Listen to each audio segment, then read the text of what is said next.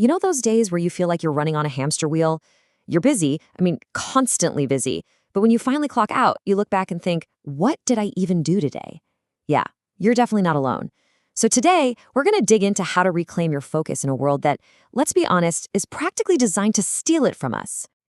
This quote from our source material it really hits the nail on the head, doesn't it? Yesterday's clutter, just think about what that means. It's that nagging to-do list in your head, the worries from the day before, all those half-baked ideas floating around. That's the clutter, and it's weighing you down. The core idea here is simple. Before we can even think about building focus, we've got to clear our hands first. Okay, section 1, the age of noise. That name alone just feels right, you know? The source material calls this state attention fragmentation, and it's a perfect description.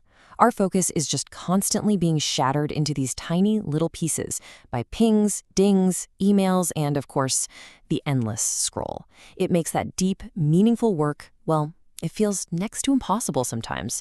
Does that sound familiar at all? All right, but here is the big, powerful mind shift. And honestly, this is the whole point of what we're talking about today.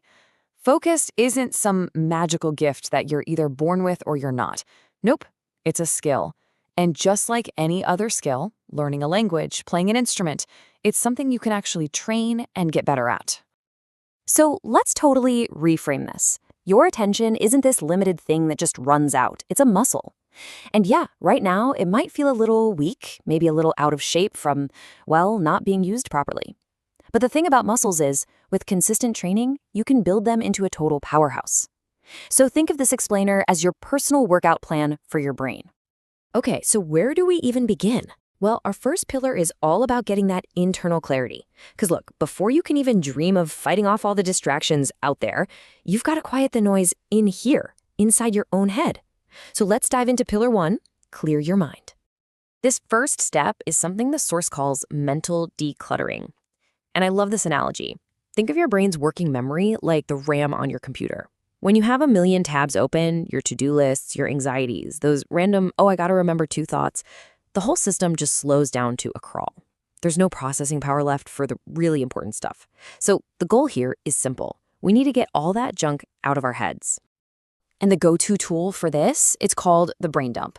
It is so simple, but incredibly effective. You just find a quiet spot, set a timer for maybe 10 or 15 minutes, and you just write down everything that's bouncing around in your skull. No filter, no organization, no judgment. Just get it all out on paper. But here's the magic trick, the final step. You just circle one small thing you can actually act on. See, this isn't about making a new overwhelming